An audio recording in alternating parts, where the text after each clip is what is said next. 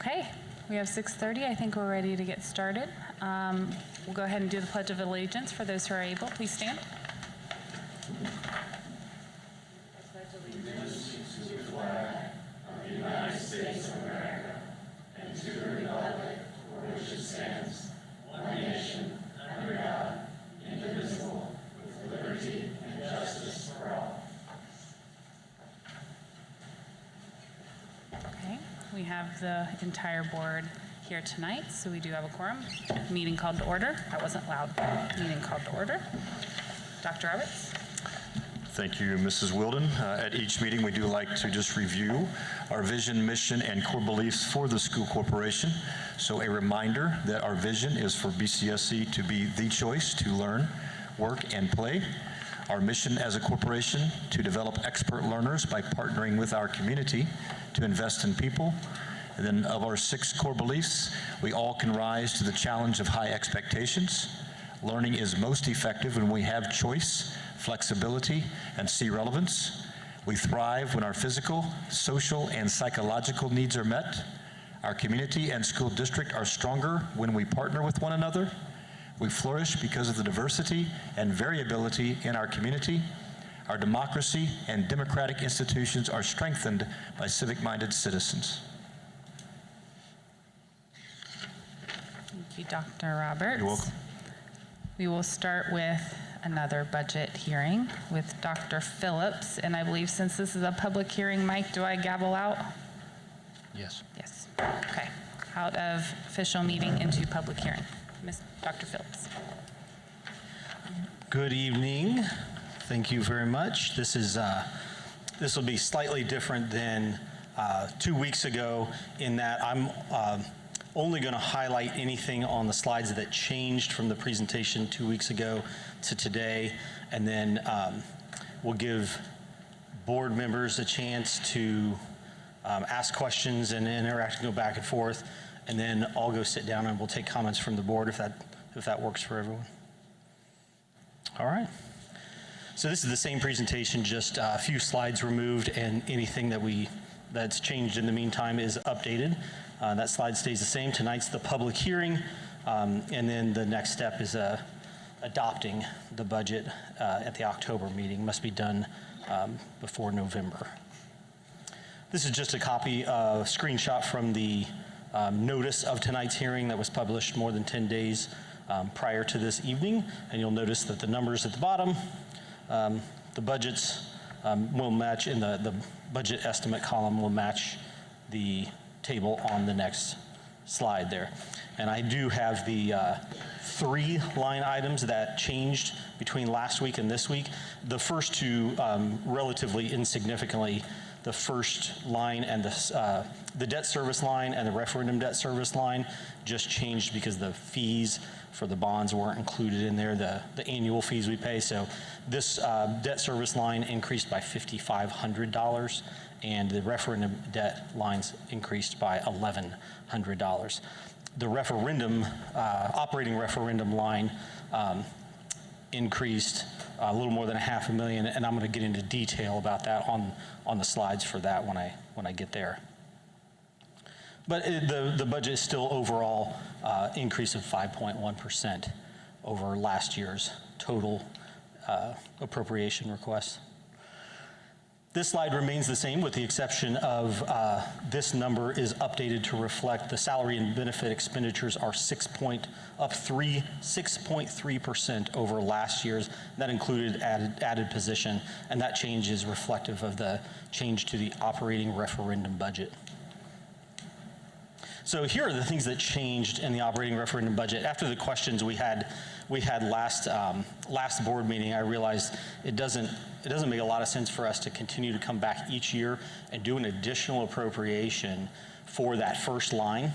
The teacher and salary and benefit for the teacher salary increases to reward them for is already reflected in the expenditures right up here on the education fund side. So if we recorded them as an expenditure twice, we'd be double counting that, and you'd be appropriating those $250,000 2 times to be expended. So instead, it's reflected as a transfer between funds, and it comes off of this appropriation total so that you're not appropriating that same $250,000 two different times. So the approved amount was increased by the $860,000 for teacher salary increases and then decreased by the $250,000 that went onto that line. Still would intend to transfer those dollars and request approval to do so, but that'll come later in the new calendar year. Dr. Phillips, Ms. Wielden, the column labels, so the numbers for 2023, those were the budgeted numbers for 2023, is that correct? And you're saying that the top line that says 5.3 million was budgeted for 2023, we're actually going to exceed that. Correct. Because we have or we will make some additional appropriations. Sometimes when you're going through a budgeting process, you have like a year-to-date column. Did you include that as you were comparing what the 23 budget was and what the 24 budget was? You were cognizant and thinking about where we actually are. Correct. And that's where you came up with the 6,160,000. Thank you. You're welcome. I wanted to make sure I understood that. That's correct. When we build the budget, it's actually an 18-month budget. You build from July through the following December, and so it always takes into account the first 6 months expenditures of the current calendar year. So one more slide on the operating referendum fund. Again, after the last board meeting, we talked and I decided it might be helpful to put together a visual for you to show that the options available to us for the transfer of the $250,000 for curricular materials to the education fund. And the education fund is one option. It's obviously the most appropriate fund for the expenditure. We're spending money on materials for kids that are using them in the classrooms. There are annual revenues coming in every year into the education fund, so that's a positive thing. But if we were to only take that $250,000 from the education fund as opposed to transferring the money there, it does reduce the amount of funds that are available for salaries and benefits for all employees that are paid from the education fund. The operating referendum fund is close to similar to that in that it's an allowable expenditure from that fund. There are annual revenues coming into that fund each year to replenish the funds, and then the use of excess levy, meaning dollars that we are collecting above and beyond what our budgeted expected expenditures are. By using those for these curricular materials, it doesn't reduce the amount of dollars that are available for teacher salaries and benefits. We will still, even with the $250,000 transfer, we will still collect a little bit more next year in 2024 in this fund than we will expend. And then the operations funds, it's not an allowable expenditure from the DOE standpoint, the State Board of Accounts. And then last, rainy day is it's an allowable expenditure. Pretty much for the most part, the board has the authority to authorize any expenditure from the rainy day fund or transfer. There are no annual revenues, though, coming back into the rainy day fund to replenish those. Since next year, legislative session is not a budget year, we don't expect this to be a topic that the legislature would cover. And so it would be at least 2 years of $250,000. We're reducing the rainy day fund by that without any revenues coming to replace those. So that's hence the last bullet point there, that reducing funds available for emergencies. I think that's the last slide on the operating referendum fund. Any other questions from the board on the operating referendum fund? Yeah, I've got two. One question, I'm pretty sure I asked last time about the experience gap. And if a 20-year employee moves in and they only get credit for 10 years, have you had the opportunity to put together what cost estimate would be if we were to pay everybody for their experience? It would be about $7.5 million in the first year. And then and that would result, I ran it for all 769 or I think 68 teachers we were at last week when I ran it, 768, and that would cost about $7.5 million, and there would be somewhere in the neighborhood of, I think it was 120 or so teachers that in that scenario don't get any raise. For the most part, the people at the top and the people at the bottom of the scale there. So that's before, that $7.5 million would come out before applying raises for all employees. Okay. That just moves folks into their current experience line. Thank you. And then You're the welcome. other question, if you go back to the numbers where you've got your support staff, why is the only thing on here that does not increase is support staff salary? Why are they not moving up? We appropriated enough. These were estimates, particularly these two lines. These are all things that we could expand or contract as needed with the budget. These were estimates made in 2019 going into the operating referendum at basically how many employees do we have, how many people would qualify, applying that and projecting it out over a year. We estimated very closely in year one, and then in year two, larger amounts as time goes on. That budget has obviously continued to increase. Whereas support staff salary and benefits, that's an hourly increase on their rate of either $1 per hour or $2 per hour, and that doesn't increase. So the only thing that would really expand that is if we change the amount of that incentive or hired more people. Okay. And so to Rich's point about a year-to-date number, you would expect to see teacher salary above 5.3 and support staff below 1.4. Correct. Okay. Thank you. You're welcome. I'm sorry if I'm stealing somebody's time. No. On the following slide, I did have a question about, in the past, when it was legal and we charged parents fees for curricular materials and instructional materials, where did that money come in? So if the Stenner family paid the $50, where was that money received and where was it spent from? That money was receipted into the textbook material fund, and then it would have gone out for expenditures in 4 different places. One, the largest amount is going to pay to buy textbooks. So I mentioned last 2 weeks ago that we spent $2.5 million on math adoption last time. So that's big checks going out directly. Doesn't come to the schools, doesn't necessarily impact school budgets from a supply standpoint, curricular materials in the classroom standpoint. The second would be the education fund. So some of it went into the education fund and funded some of the supply budgets there, but it was a relatively small amount. Third place is the school level extracurricular accounts. And so there were some of those fees that went into the main extracurricular account for the building, the tech fee that went to every student, not necessarily attached to a course, and went to the main supply budget for the building where they could purchase toner cartridges, things like that to maintain the tech at the building level that was directly related to student use. So student printers. And then the last place, we had some separate funds set up for art, music, and PE that simply gave, and science, art, music, and PE, gave those specific departments budgets based on the amount that was collected each year for them to purchase classroom curricular materials. Mr. Grimes, I think you were next, and then Dale. So I guess what I have, Dr. Phillips, is maybe more of an observation / comment, but I'm sure it will be worthy of a response from you. The last bullet point under the operating referendum fund, I would see how it could possibly be argued that using the excess levy, while I understand that the original monies going toward salaries and benefits will remain there.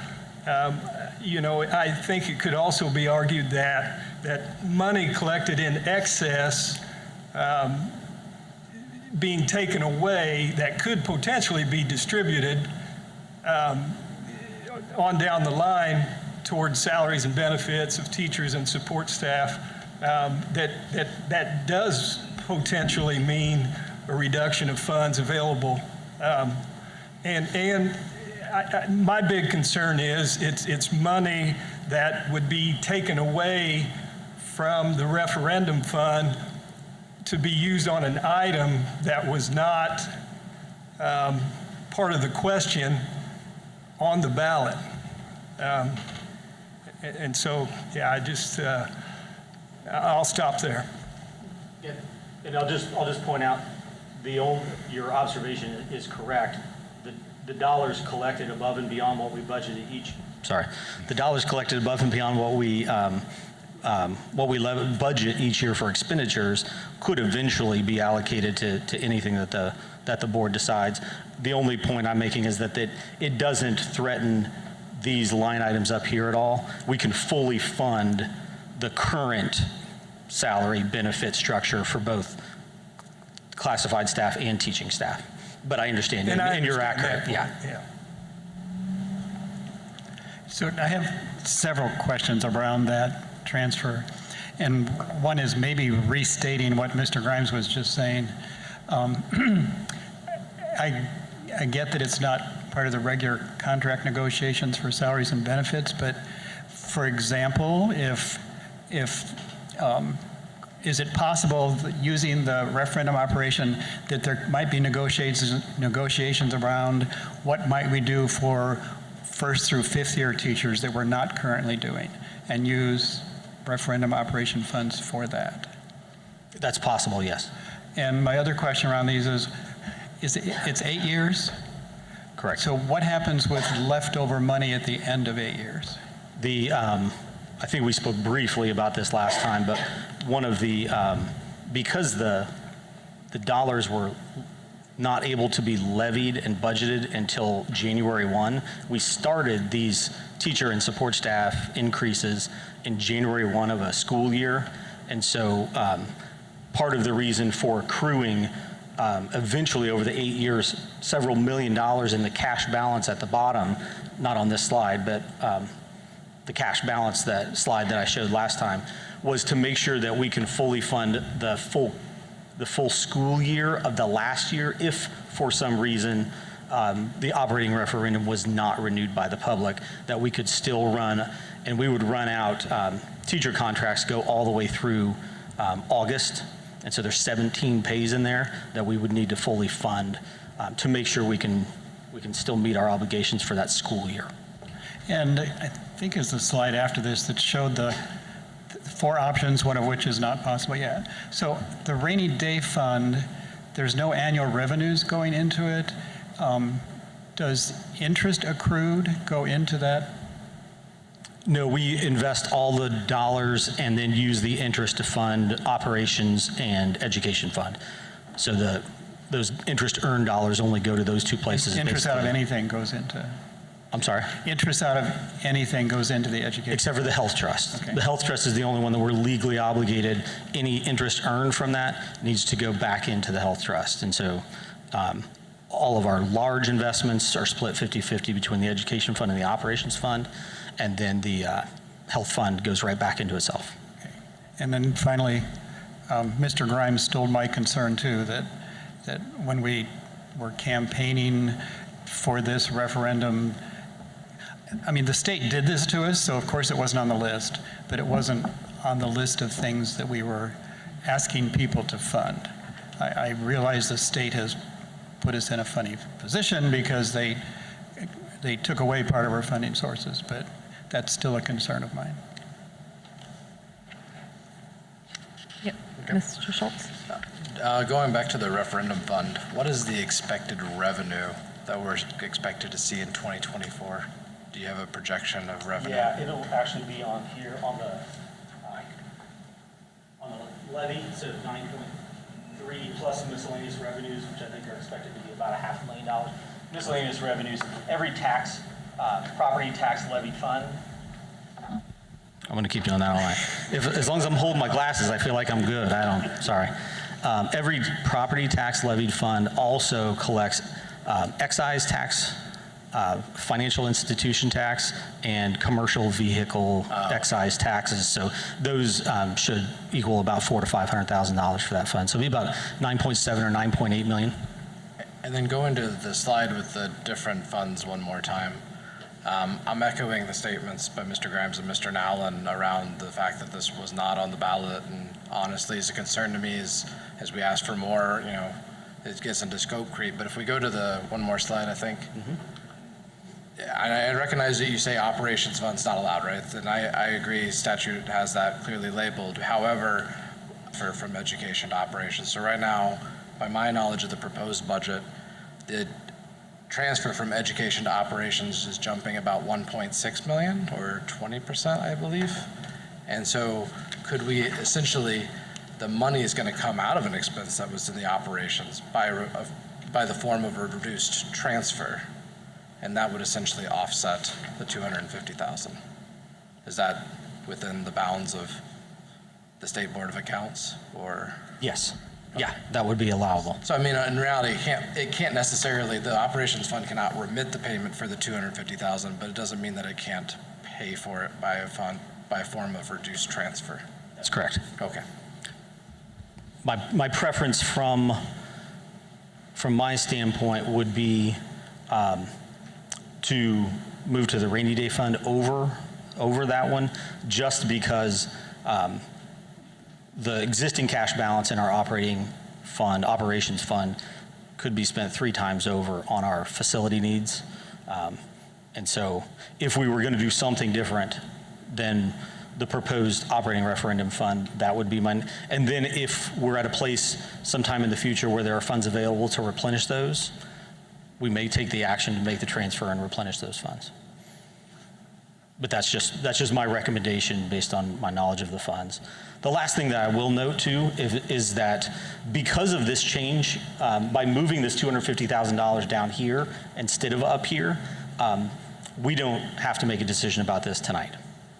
So this is not part of the, and actually you're not making any decisions tonight anyway. It's approval at the next, as part of this budget process, we can make the decision later on, because all we're doing is appropriating the $250,000 in the education fund at the October meeting. So that decision. Otherwise, that would change your posting, correct? Nothing would change. This would not, right? Correct. But otherwise, if we were showing it somehow being expended from some. It sounds like there's general consensus that expending the dollars on the expenditures is appropriate from the education fund. Then it's just a question of where the money is transferred from or offset by a lower operations transfer.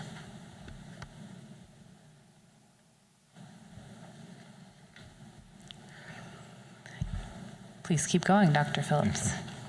Will do. The next slide is, these are revenue assumptions for the education fund, and there has been some positive developments on the ADM side.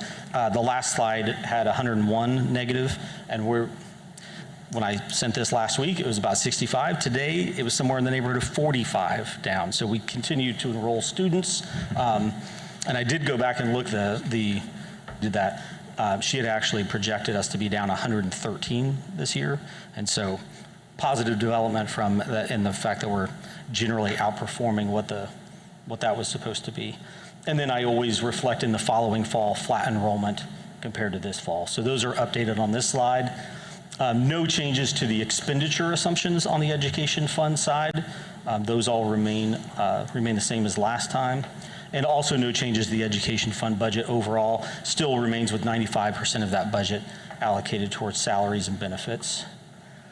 Also no changes to the, I'm sorry, any questions on the education fund before I move on to operations? Actually, this is something that our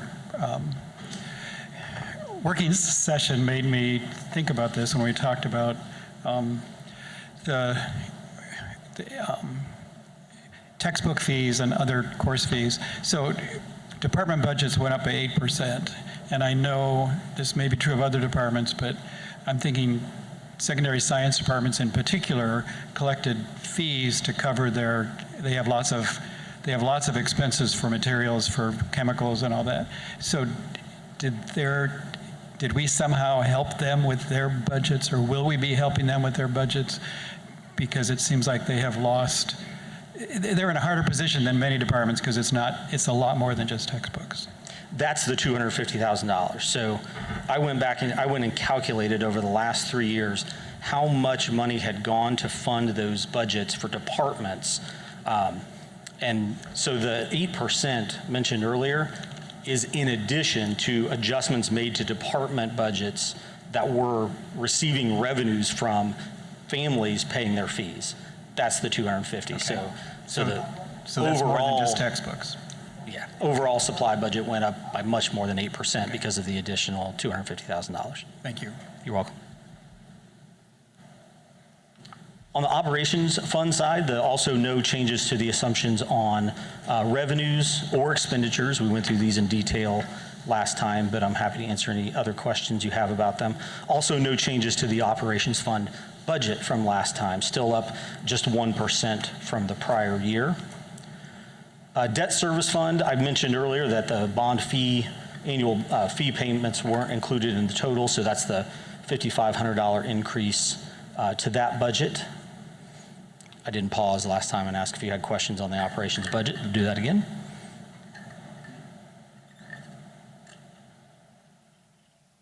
And then the second debt service fund, again, went up by, this $1,100 was listed here, but interest was actually $1,100 lower because of a formula I have in the spreadsheet. And so the only change from last time is the $1,100 increase on this bottom line reflected in the interest payment there. Any questions on the two debt service funds?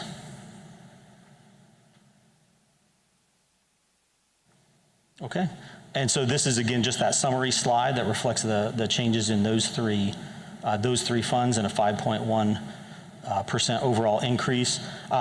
This is just, it's informational only at this point, but if we approved the budget that I just shared with you tonight in October, then the advertised tax rate will be $1.0203 per $100 of assessed value. You can see our history there. We always advertise at least a couple of cents higher than where we end up in the end. And I would anticipate that would be the same thing this time. So that would be the advertised tax rate, and then we would come back and I would let you know probably at the first January meeting what the DLGF landed on at the end. But target would be to keep it right in this $1 to $1.01 range. Any questions on advertised tax rates versus adopted tax rate?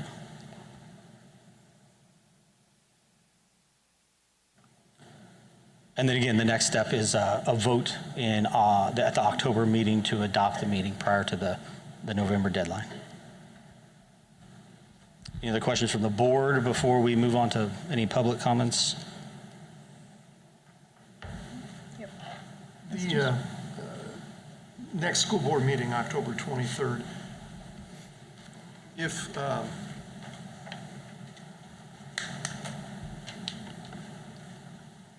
with the decline that you've been seeing in the ADM, if it continues, the decline in the decrease, Right. which is really an increase. Yes. The improvement that you've seen in the ADM estimates that you're making, I'm sure that the board will be interested October 3rd or 4th to find out where we actually ended up. And it actually, sorry to interrupt, Mr. Center, there's about a 3-week cleanup period. That's the date that schools just lock in and say every kid enrolled counts. And then we spend about 3 weeks cleaning up. This other school district also claims that student was enrolled on that day. It takes about 15 days for that. Okay, so do you think we'll know that number by the time we vote on the budget on the 23rd? We'll be close? Yes. All right, thank you. Within a few students at the most. Okay, I'll put the mic down and let you take comments from the public. Okay, we now have time for any members of the public who would like to ask questions. I do have a couple of people who signed up on the blue sheet and under the topic, put budget. So if you want to talk about budget, now is the time in the public session of the meeting. So go ahead. Yep, just step on up. And I don't think we have a time on public hearing. Nick, yep, I asked the same question. Is this one? Okay, thanks. Hi, good evening, members of the BCSC School Board. My name is Megan Hearn, and I serve on the executive board as the membership chair for the Columbus Educators Association, the labor union representing teachers in BCSC. I'm here to speak on behalf of teachers regarding the BCSC's proposal to use the referendum fund to pay for the shortfall in textbook fees and curricular materials. Teachers support textbook and curricular materials being free for parents and families, though of course we are disappointed that the state of Indiana's budget did not fully cover these costs. We do not, however, support taking money from the referendum fund to pay for these materials. CEA proposes that the board do the following to address the textbook and curricular fee shortage. 1, use money from the rainy day fund and/or lower the amount transferred from the education fund to the operations fund to temporarily cover the budget shortfall. 2, collaborate with teachers to help state lawmakers understand why the amount provided in the last budget was not sufficient and must be increased in future budgets. And 3, collaborate with teachers to look for ways to cut curriculum makers in the middle. When the community voted on the referendum, the wording on the ballot stated that the money would be used for staff salaries and school safety. Textbooks and curriculum materials do not fall under either of these categories, so we believe that using the referendum fund for this purpose would violate the community's trust and negatively impact the viability of the referendum renewal in 2028.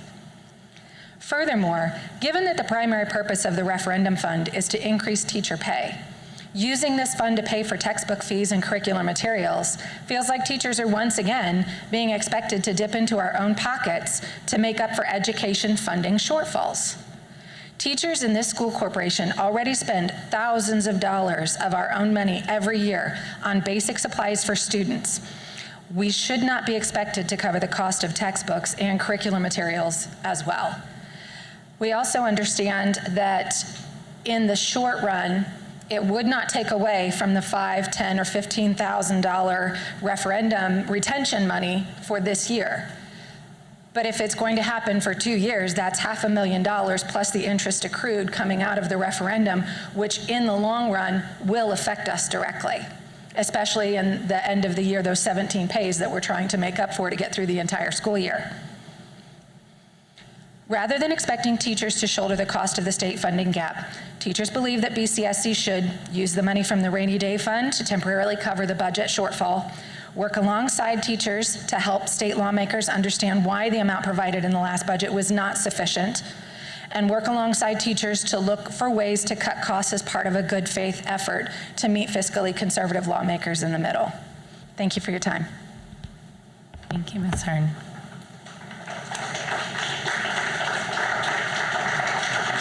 Mr. Groh, did you want to speak on the budget? Okay, sure.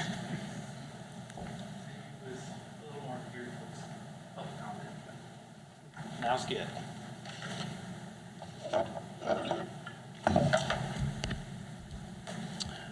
All right. The purpose of BCSC is to educate our community's children. It's period, full stop. All the rest is nice, but it's extra. The primary way the education happens is by our teachers. We need more teachers and they need to be paid before we even start discussing budgeting anything else. We have lower elementary classes with 27 and 28 kids with their share of behavior issues and English learners, where one TA is split between many classrooms. Why are we talking about things like moving up the timeline for a $1 million upgrade for football field lights? You think not having Friday night lights would be an emergency? I agree that it's an extremely important issue, but it's not the emergency that falling short on educating our children would be. No matter how great a teacher is, having too many kids in one class is detrimental to education. Sure, a teacher can pull it off, but how much more effective would they be if it were 18 instead of 28? And if teachers had the 18 first graders and the full-time TA that they should have, they would be feeling more accomplished in their work, happier with where they are, the sting of being underpaid would be much less, and BCSC would be fulfilling their purpose much better in educating our children. Kids are primary. Teachers are primary to the kids, and our budget should be worked starting from that direction. Right now, it seems like we are seeing how much money there is in the fund for teachers, deciding how many teachers that can fund, and then figuring out how to distribute teachers to even out class sizes as best we can. What we should be doing is working the other way, seeing how many kids there are, hiring and assigning however many teachers those kids need by setting an ideal and an absolute maximum class size or something like that. Each of these kids comes with their own funding. Let's think about this in terms of we get X dollars funding per student, and the ideal class size is however many. Now let's figure out how much is left over to fund the rest. I know teachers' contract negotiations are going on right now, and I saw what I would call how unwelcomed they were to the public meeting for negotiations 2 weeks ago. You know, that's not how one party accommodates the other to negotiate in good faith, and it's clearly not your first rodeo in this. Teachers, if you want to find stakeholders that will support you, look to parents. We will fight for you like no one else because it's our own children that are at stake here, and you are the most important factor.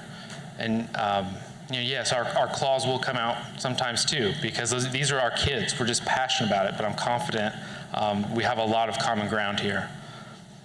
So I have a very hard time imagining our community is going to agree to a referendum, the coming referendum, tax increase to give more money to BCSC if they do not believe current funds are prioritized appropriately. And there's, you know, a possible breach of trust aspect of this with how the current referendum money is getting spent, which the previous speaker spoke to. I completely agree and echo everything she said. Also, I don't believe I'm alone in opposing further funding to an institution that can't figure out how to keep inappropriate materials out of school libraries and curricula. And I know this is something that you guys have started to address, and I thank you for that. But this is just all things, you know, to consider with the coming referendum that's going to retroactively impact budgets and future budgets. I know others don't hold that same opinion, but I must add, you know, we are not, quote, attacking librarians or teachers. This started simply, fortunately, the answers were not what we expected and only furthered the concern. You know, we would love nothing more than to be able to go back to not worrying about this issue and focus on issues that really move the needle, like our teachers. So, you know, like I said, all of this stuff all of these factors are going to greatly impact the budget moving forward. I just ask that you guys really, you know, take a foundational refocus on this. So please reconsider the budget from the ground up, focusing on BCSC's purpose as a government school. Thank you.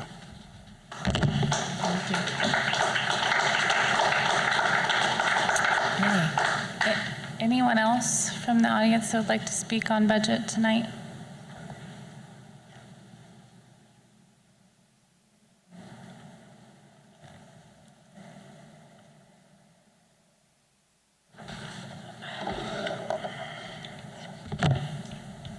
Speaking again, I just like to tell you. In regards to the referendum, this board needs to hold a special session to review the budget closely in the eyes of the public. These costs have become outrageously high compared to other school districts. Before BCSC comes asking for more funds, this board and administration need to take a hard look at fiscal responsibility. Are we taking funds from teachers? Are we concerned about class sizes in lower grades? Are we providing them based on buildings and raises than we are on what's inside the schools? I want to make it clear that we support our teachers, students, and parents, and will be holding the board accountable for all of our needs. As to the book conversation, we are all pretty tired of it. We just want you to do the right thing. This board needs to put out standards that parents can see and moderate for our own children. It is irresponsible to assume that a parent can read or know every book in the library, no different than a librarian. We're the same. If there is a desire for this board to keep books that are controversial by your own policies, then create a section that parents can opt their children in for the books. That takes away no rights, provides clear policy direction, puts the decision in the hands of the parents, and protects the corporation from liability with the upcoming legislation. Lastly, I did want to provide a little material from last week to a few members because I feel like maybe some people aren't aware of the material that we're talking about, and I want to read it. I think, so if you would like to talk about something outside of the budget, we can have you during the public comment section. But She signed up. Did you sign up? Okay. You can, oh yeah, no, I understand. You can come back up and speak during the public comment section. I just want to make sure it's in the right part. Okay. Will you decide when I call your name, okay? Thank you.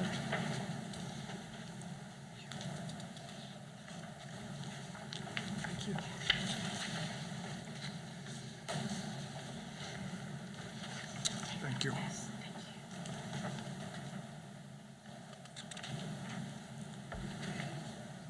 Oh, she's right there, isn't she?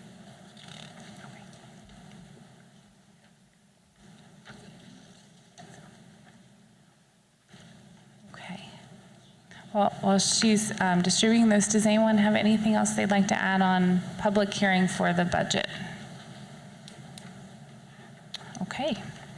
If not, I will gavel back into our regular board meeting, and we will move on to school board member reports. I don't have anything. Nothing, Mr. Nellen? Sure. Mr. Schultz? A couple items of note from the School Foundation Executive Service here. There will be a dine to donate at Jaggers October 3rd to help fund BCSC robotics. Also good news, the Custer and Nugent Foundations have approved a grant to supply care carts to each school. That the carts will be equipped with student care items that students. And then lastly, Mr. Nowlin, Mr. Schultz, and I attended the ISBA / Indiana Association of Public School Superintendents Conference this morning. And I personally was able to attend the delegate assembly where the Indiana School Boards Association voted on legislative priorities and foundational statements for the upcoming calendar year. And I would just like to share that the #1 legislative priority for the School Boards Association this upcoming year is teacher retention and a student services support grant program. And more details certainly will come out in the future regarding that. And then also lastly, Dr. Roberts, who was recognized this morning as the president-elect of the Indiana Association of Public School Superintendents. So congratulations to Dr. Roberts. Thank you. Thank you. I serve on the Diversity Council. There was a meeting last week, but it conflicted with another board responsibility I had. So I will check in with Mr. Edwards and get an update for the next session we have. Mr. Steiner? Business Advisory Group met on the 13th, went through the facilities and finance program that Dr. Bozeman and Dr. Phillips are sharing with the community. So it was a good opportunity to gather some comments. I'll try and do this fast. For the Redevelopment Commission, Columbus Redevelopment Commission, they updated the Central TIF District, and it's been amended to extend further along State Street and Marr Road. There were other areas modified near West Tipton Lakes and west of I-65 at the Wellsboro exit. The Second Street Gateway project is moving forward a little bit at a time. That is going to impact the downtown area near the jail and the Taylor complex that's being built. It's going to narrow the lanes to aid in slowing speed in the downtown area. It will offer increased green space and improved drainage. That project should begin in March of 2024 and end in August. Our riverfront project received its last permit from the Army Corps of Engineers to move forward. There will be an RFP going out soon, and an accompanying economic impact study will take place with that report expected in Thanksgiving. There are other projects that are ongoing, and a housing study will be completed in June of 2024.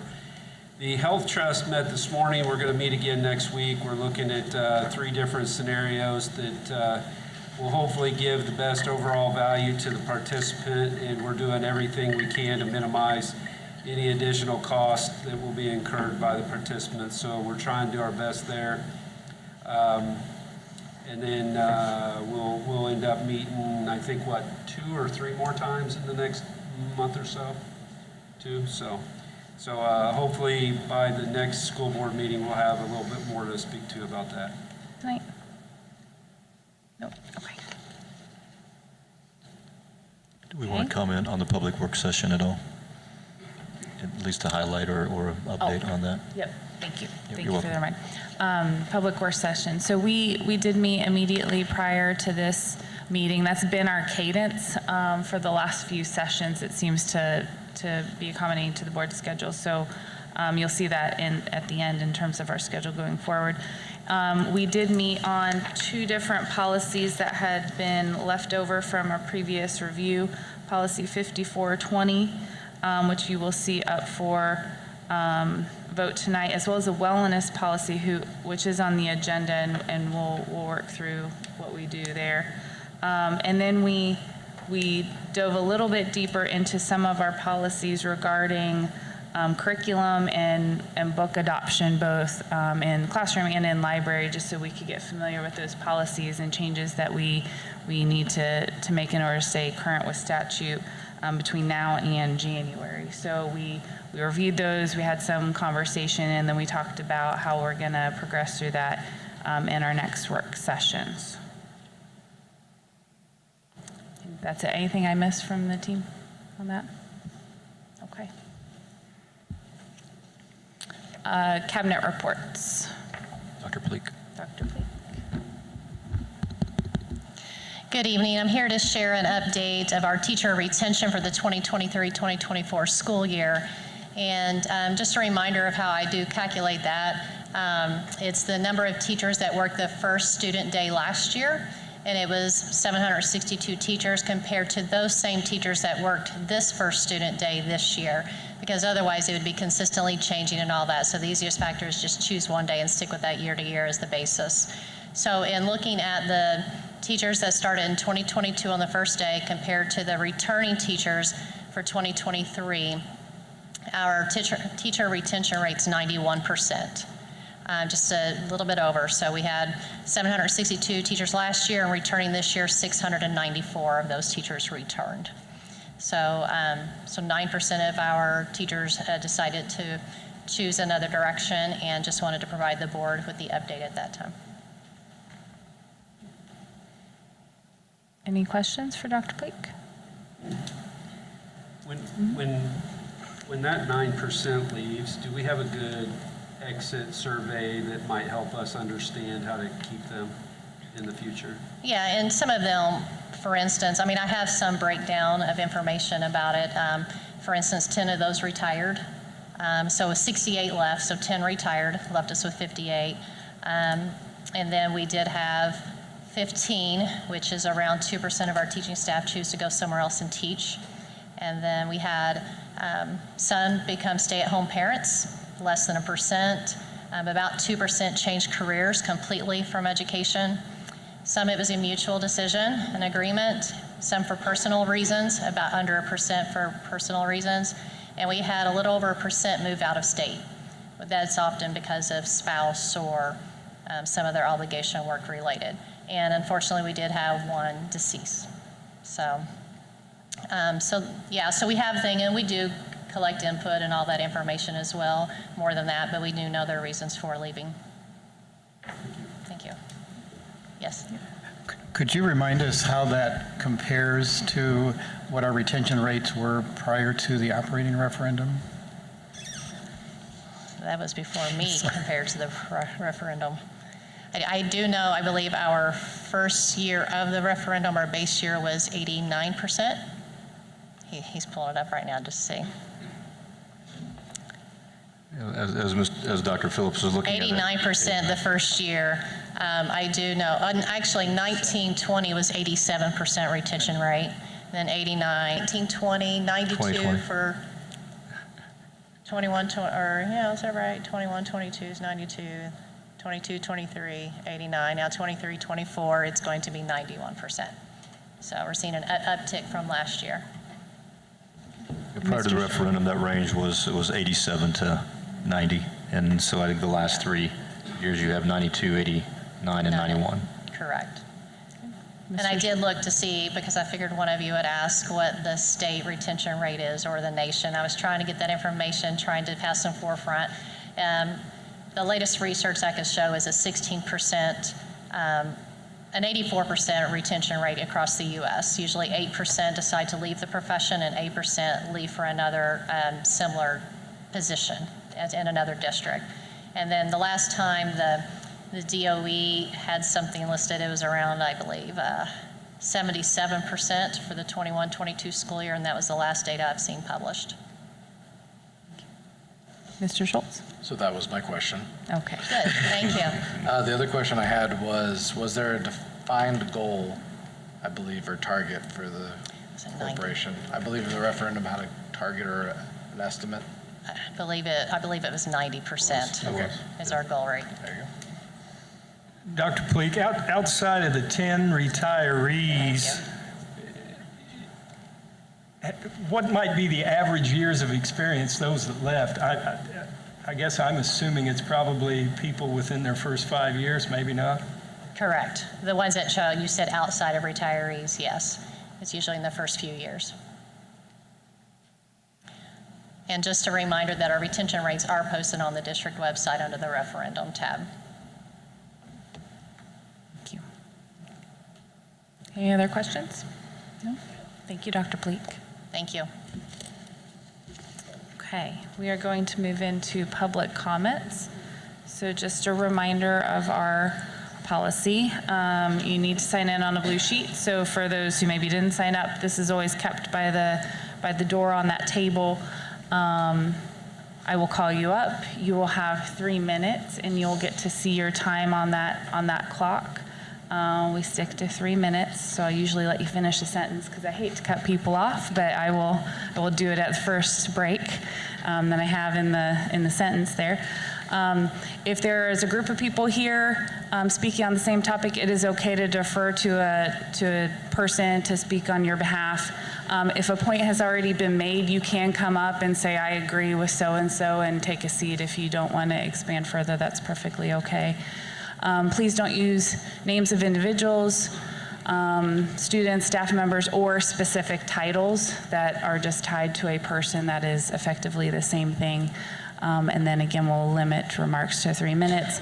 And I'll always say if you need to reach us in any other forum, there's lots of ways to do that. Our emails are listed on the website. Most of us are happy to have a phone call or what have you. Just catch us after the meeting if that is more appropriate for what you'd like to talk about. Okay, with that, I will go ahead and get started at the top. Ms. Hearn, you've already spoken. Did you want to say anything during public comments? Yes, about Yep, sure. Please step up.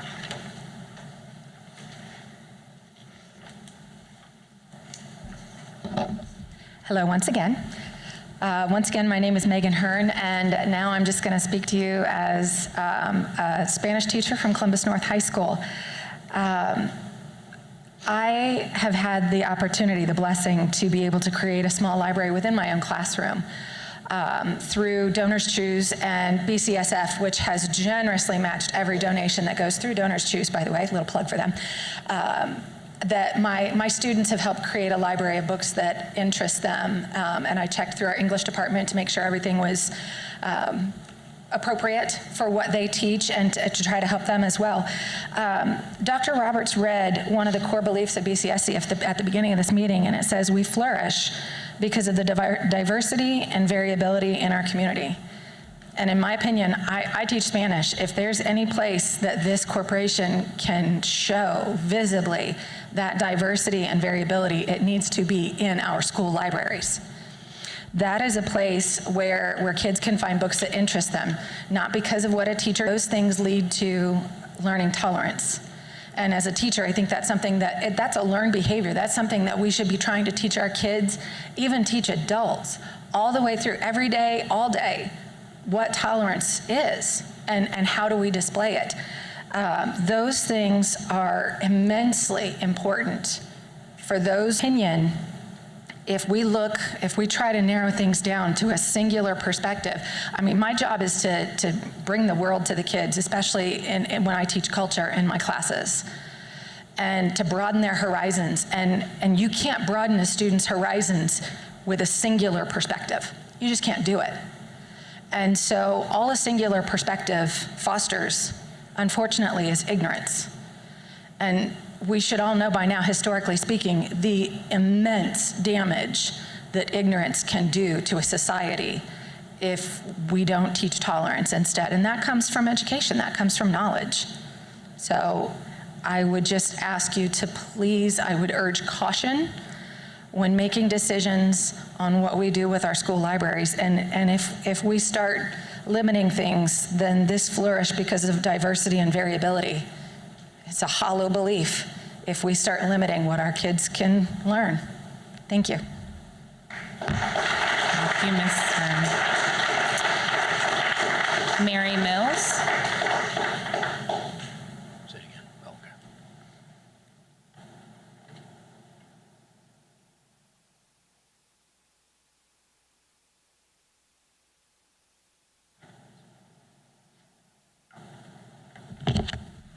We live in a diverse community.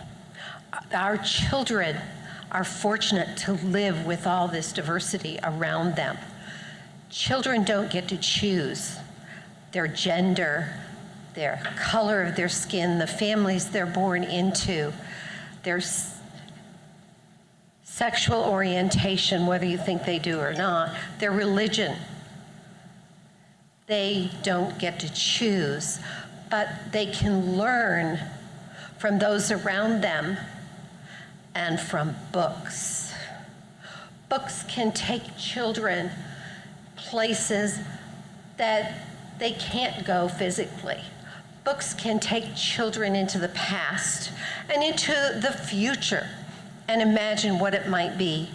Books can take children to imaginary places and help build their imagination and their thinking skills. It is important that our children are not limited. I was shocked at some of the books I saw on a banned book list. Books like Brown Bear by Bill Martin. When I related this to my sister-in-law, who has a master's in remedial reading, taught in the Detroit schools, and opened 3 different learning centers in that area because she saw a need, she was absolutely shocked. She had Dr. Martin as one of her professors at Oakland University in Michigan when she was working on her master's degree. Think how limited we would be, what we wouldn't have if it weren't for writers like Jules Verne, Laura Ingalls Wilder, and even the new writers I'm not as familiar with. The Harry Potter books. Children know that witchcraft in these books is not real. They are aware of that. Our children aren't stupid. They know that there really isn't a place called Narnia, that they can't walk through a wardrobe and be in a whole new place as much as they might like to. I think some of us as adults wish we could do that. But it is important that our children have access to books, and it is important we trust those that are selecting the books, that we trust the teachers who are trained and the librarians. So again, what are people afraid of? What are they afraid of?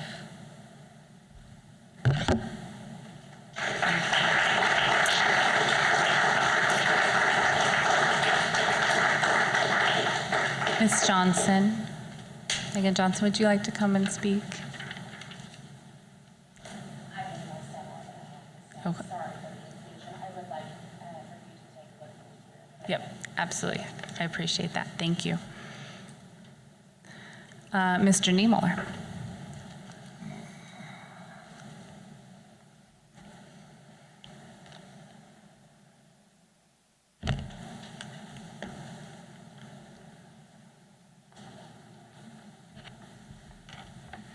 I would like to commend the board for starting to progress into the process of discussing a library book screening policy. It's a good move in the right direction, one of more transparency and public engagement. The board has listened to public disagreements and is acting accordingly. And it's only common sense to have a book policy that's aligned with the policies in the school's own handbooks, all of which prohibit students from using foul language. With that being said, I must address something uncomfortable, something that is not in the direction of more transparency or public engagement, and that is censorship. Censorship can take many forms. One form is when disruption from the audience prevents a speaker from speaking. Another is when the board does not control the disruption or maintain order. Another is when the board actively sides with the disruptive audience and uses an illegitimate excuse to censor the speaker. Obviously, I am profiling what took place at the last meeting. These kinds of actions only serve to reduce transparency and public engagement. This is not the direction we want to go.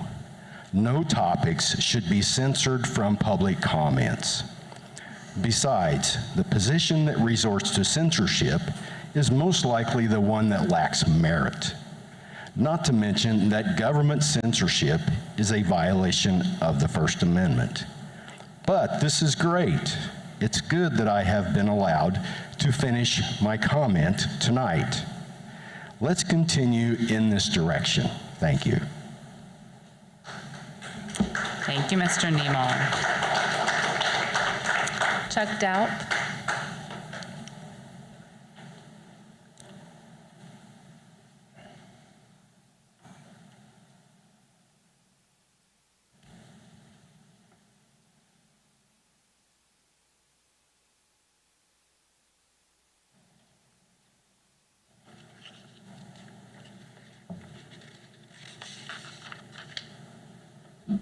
Thank you.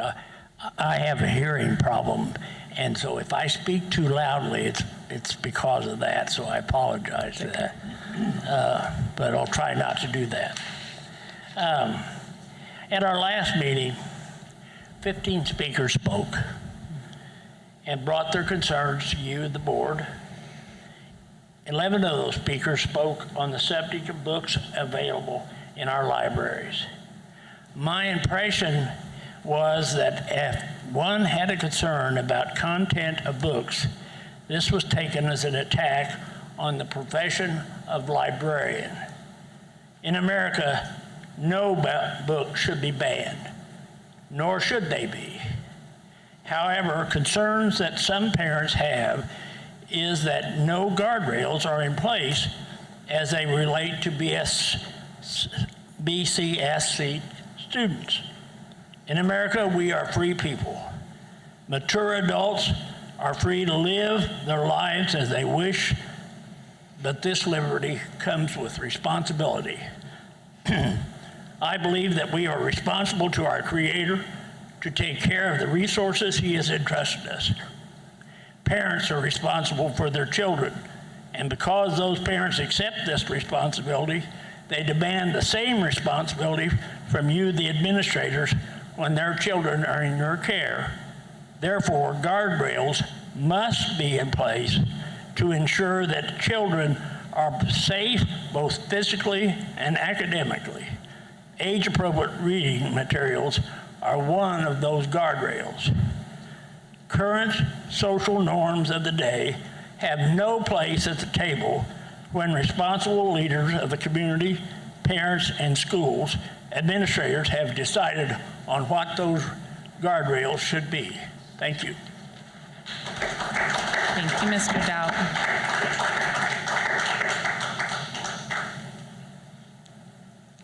Lisa Angelis.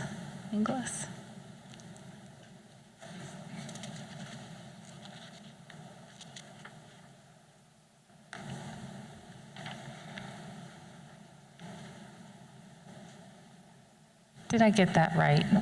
You were close. Okay. Lisa Angelis. Yes. I reside in District 6. I have a daughter who presented her results of her survey to you last time, and I'm a BCSC graduate, proud one.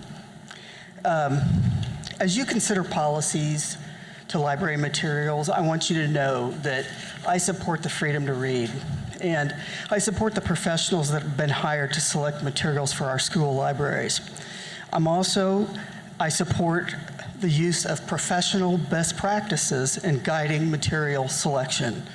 So we know that those exist today, they're publicly available, and that's what we should be relying on.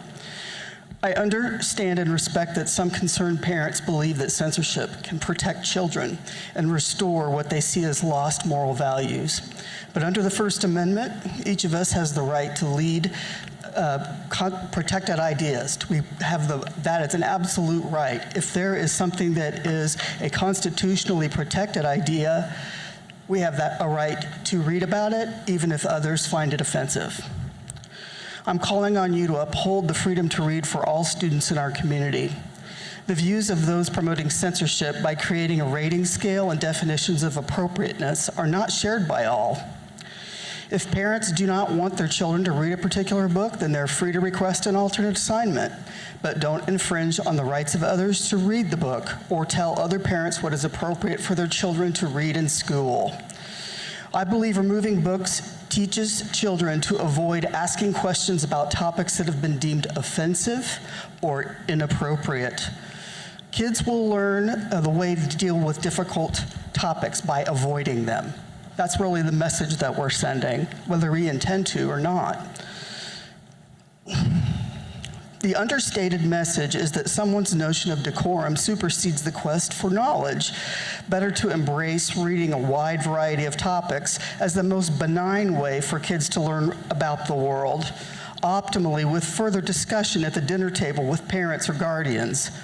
Let's help our kids navigate hard topics instead of trying to remove anything controversial from their sight. So yes, let's have a robust, updated policy on material review and selection, and let's ensure we follow them. But let them be backed by professional best practices and not the preferences of a set of individuals. It is unwise and damaging to remove materials based on the number of profanities or the subject matter alone. The value of the work as a whole must be considered as any book is reviewed. Lastly, these views aren't my own. I mentioned my daughter's petition. It now has 2,100 signatures. 1,275 are from Hoosiers. Over 1,000 of those are from Bartholomew County and surrounding counties. Given the board's input and wish for input from the public, I hope you take that into consideration. Thank you. Thank you. Steve Jasper. Steve Jasper.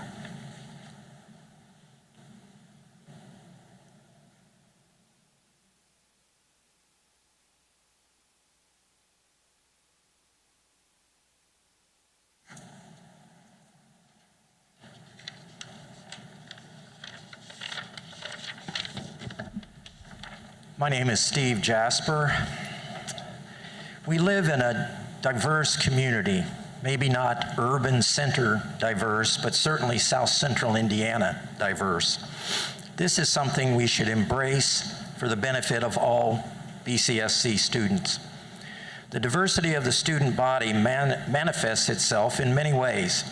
Different languages spoken at home, different cultural histories, different holidays to celebrate, different religious practices, some immigrants, both documented and undocumented, some born in the US and some born elsewhere, some gay, some straight, some transgender.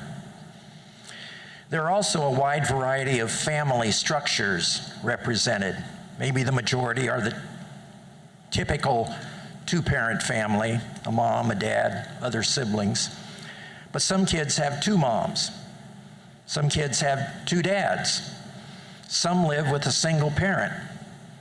Some are being raised by grandma and grandpa, and some live with foster parents. Some kids live in households that offer opportunities such as travel and participation in a variety of activities that expand their horizons. However, other kids may come from households that are one financial crisis removed from homelessness. Some households deal with substance abuse and mental health issues. Often, as a result of these challenges, kids become victims of physical, emotional, or sexual abuse and/or neglect. So what does all this have to do with libraries? I believe that it is critical that all students in BCSC, regardless of their cultural heritage, their personal experiences, or their family structure, should be able to go into a library and see themselves represented there. Simply put, it validates their humanity and be exposed to histories and experiences that might differ greatly from their own. To the board, I say we have professionals in charge of our school libraries. Your task is to establish policies which support these staff members in their work of helping each student move toward a better understanding of themselves and of the world around them. Thank you for listening. Thank you, Mr. Jasper. Mr. Grow, you just had budget. Were you okay with speaking on budget, or did you have something else?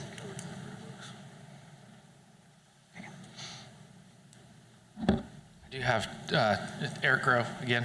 I do have two quick things. I think a lot of us are genuinely confused about how this became a discussion about diversity and tolerance. I mean, I think we all agree with that, and those are good things. I mean, you know, tolerance is good because it can be loving. I think maybe where we're off, it's not loving to tolerate that which is harmful or evil. That's the postmodernist flaw.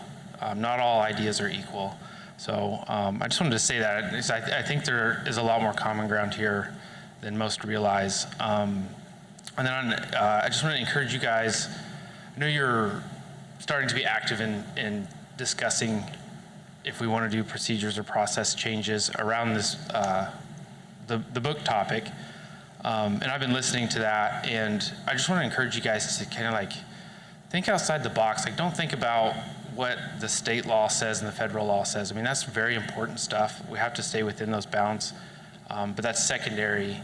Like, focus on what BCSC needs. Focus on what our community needs, what our community standards should be. And you know, you can create and just making sure it falls within the bounds of the state and federal law versus coming down from the federal and state level and saying, well, how should we do this? So I just want to encourage you guys to think about it that way.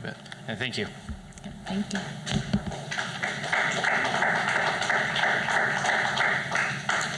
Okay.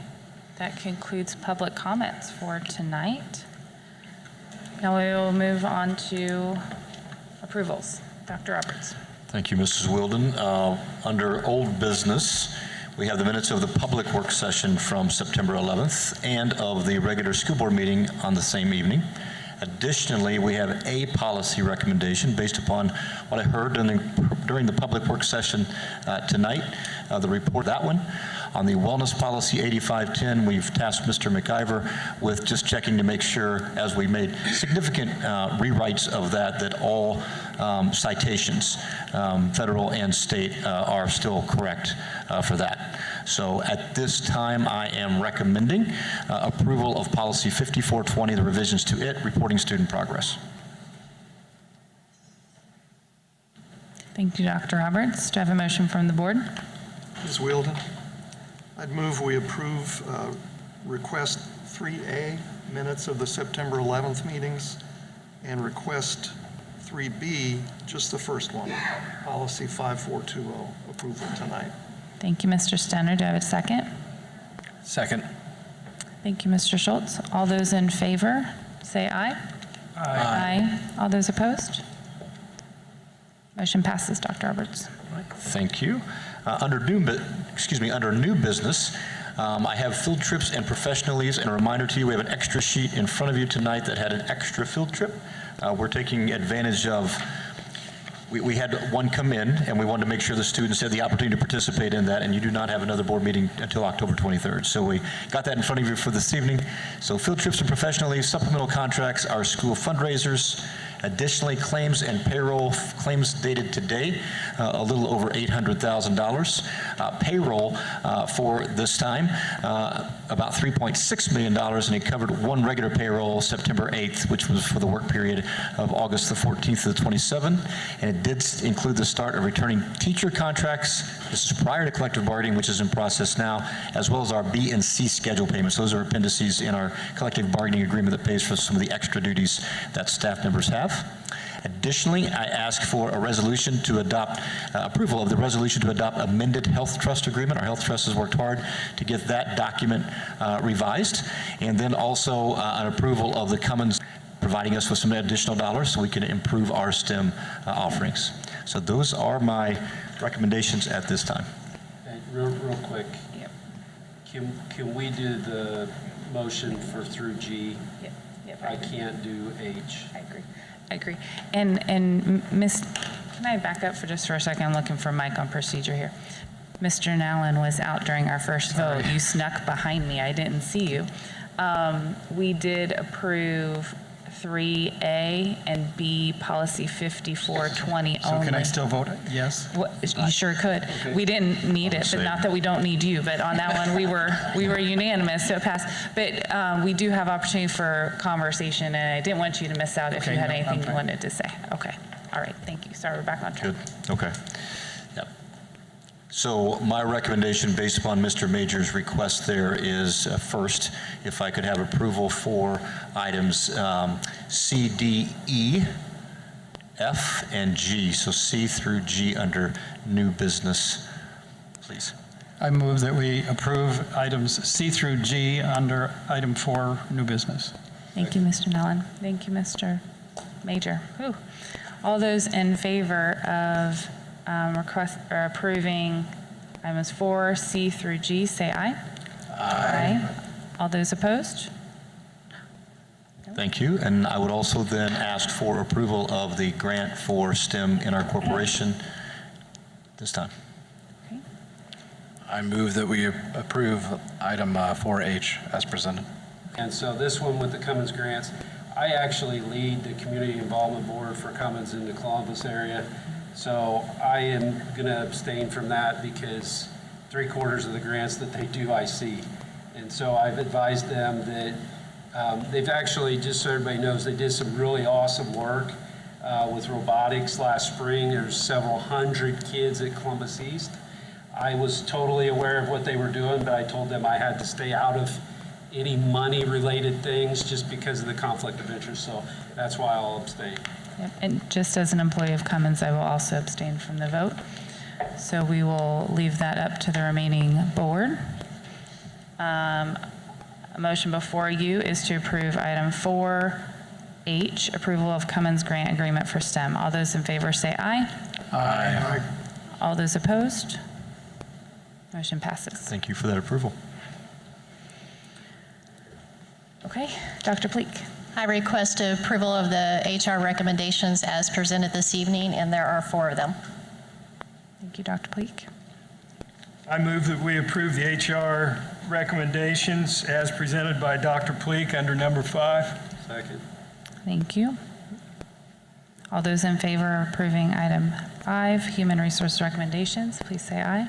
Aye. Aye. All those opposed? Motion passes.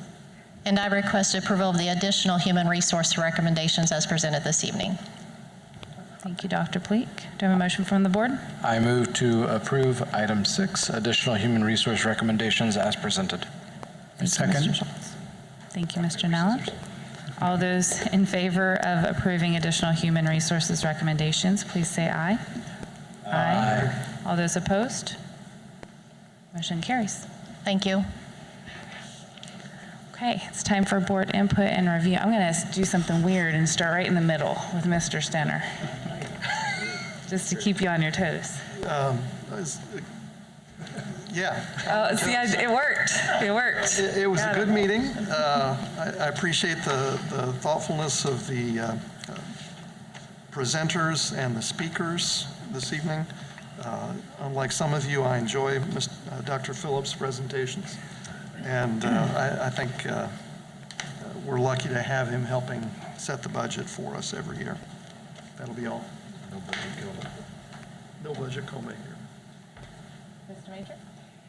Yeah, I've got 4 things here I wanted to note. So earlier today, I was able to go sit for just a little bit. I did recognize a couple of other people that were at the Commons Mall this morning for the Youth Leadership Bartholomew County. And so I just wanted to say thank you to everybody that put that together today, that helped all those kids learn a little bit about leadership and a little bit more about the great community they live in. There were roughly a little over 100 students, I believe, that were in attendance, and just coordinating that many kids, even though they're in high school and they're all seniors, can still be a little bit of a challenge. So thank you to everybody that did that. Last week I attended the Columbus North and Bloomington South soccer match. The varsity match kicked off with what I thought was just an absolutely wonderful rendition of our national anthem sung by Lainey Parker and Amelia Maddox. They did a wonderful job. Both of them are in show choir. So I would just, if anybody needs a singer for anything, those 2 girls are very good. I also have had, interestingly enough, if you believe it or not, I've been invited to have 2 different interviews on book banning and censorship. So I've had great discussions with both of the seniors that I've had those discussions with, and I think the one thing that we are lacking, we've heard from 1 or 2 students, but I think when we've talked about people in the community having an opportunity to speak about books, we really need to include the students as well. And so that was a request from them, and so I'm relaying that to everybody here, that they need to have a voice too.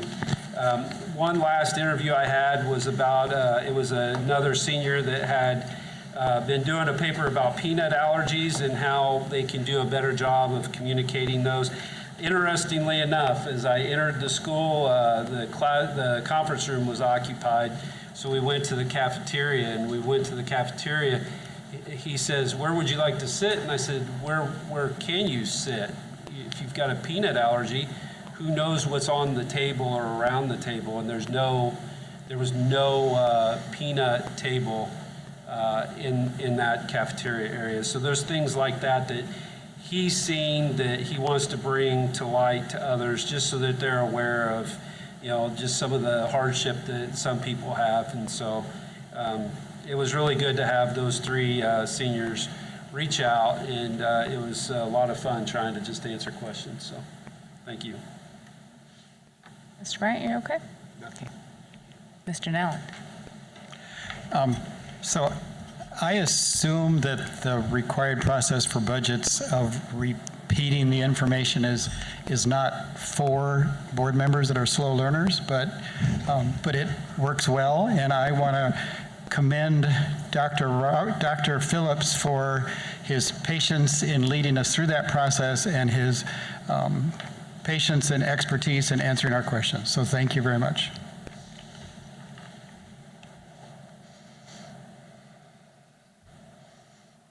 Oh, sorry, Mr. Schultz. So I know it's board input and review. I do have one question. I believe Dr. Phillips has the answer. We talked about it. Is the budget will be online available tomorrow, just for those that wanted to see it. So that was one thing I wanted to call out.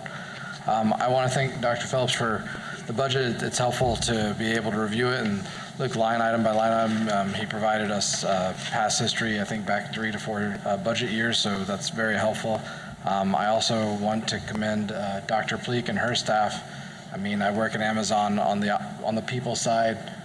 Whenever you're at 91% retention, you're a gold star, and in reality, your attrition's 50% regrettable, 50% you're non-regrettable, and so this is an outstanding pace to be able to retain teachers at that rate, and so I think a lot of that does go back to the trust that we had in the referendum, and I think that ties back into the feedback that we received, and I feel is heard, and then on the rest of it, I just want to thank everyone that gave their feedback and through public comment on the budgets and on the public comment in general. And I mean, transparency in processes makes things move a little slower and a little bit more painful.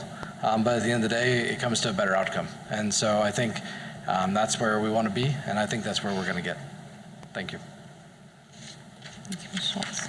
I had the opportunity to be downtown Saturday morning for the start of the Mill Race Marathon, and in front of a crowded downtown full of, I don't know, 3,000 or so participants, running participants, and probably that many or more spectators. Senior Gavin Foley at Columbus East did just a wonderful job with the national anthem. So I wanted to congratulate and thank Gavin for that. And then lastly, thanks to a grandson, a niece, and a brother that inaugural season for BCSC elementary cross country. And so many thanks to Mrs. Newell, Mr. Finley, all others that had a hand in organizing that. And I bring that up largely because, you know, I think BCSC is a corporation that oftentimes takes things for granted.